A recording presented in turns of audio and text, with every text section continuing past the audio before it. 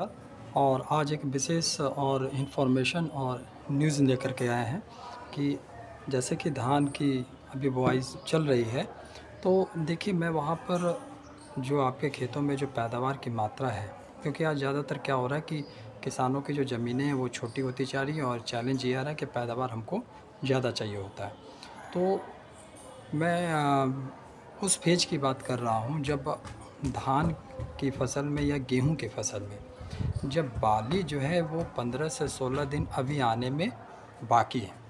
मतलब आज के 10-12 दिन के बाद अगर बाली आने वाली है, तो किसान भाई लोग अपने खेतों में अलग जगह पे अलग-अलग प्रैक्टिस होता है। कई लोग किसान उसमें गेहूँ यूरिया डालते हैं, कहीं-कहीं किसान जो उस समय सल्फ़र और कुछ दूसरी चीज़ भी डालते हैं।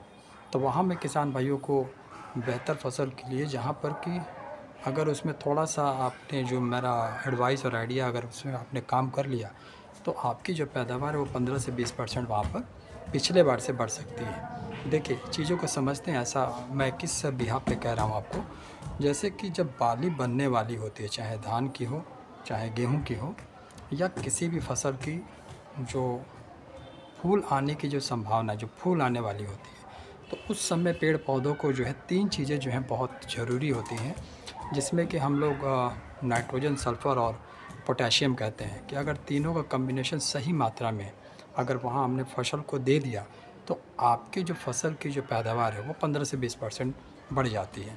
और ज़्यादातर किसान को मैं जो गेहूँ धान की खेती करते हैं, वो इस चीज़ को भली-भाँति जानते हैं। तो मैं उसके लिए रिकमेंडेड करना चाहूँगा कि ये वेस्टिज कंपनी का जो एग्रीमॉस है, ये आपका सहयोग कैसे कर सकता है। मान लेते हैं कि आपका 1 बीघा ज़मीन है और 1 बीघा के हिसाब से कहीं-कहीं किसान जो है वो 45 केजी यूरिया डालता है, कहीं-कहीं किसान कुछ अलग-अलग मात्रा में अपने ये पेस्टिसाइड्स डालते हैं। तो वहाँ किसानों से ये एडवाइस करना चाहेंगे कि जितने खाद आप डालते हैं, उसमें आप 20 से 30% खाद आप कम डालें। और जब आप यहाँ पर ये एग्रीमॉस का प्रयोग करते हैं, ये संपूर्ण जैविक है, तो ये क्या करता है कि आपके उस खाद के माध्यम से मिट्टी में, क्योंकि मिट्टी में छिड़काव करेंगे आप, तो फास्फोरस, सल्फ़र और नाइट्रोजन, इसकी मात्रा को ज़रूरत से जितनी रिक्वायरमेंट है उतनी बढ़ा देता है।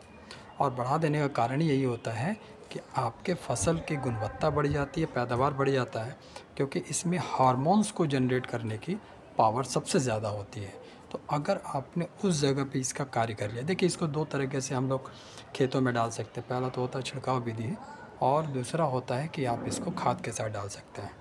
तो खाद के साथ डालना थोड़ा-सा आसान होता है, क्योंकि वहाँ पे केवल छींटना होता है और बाद में पानी लगाना होता है।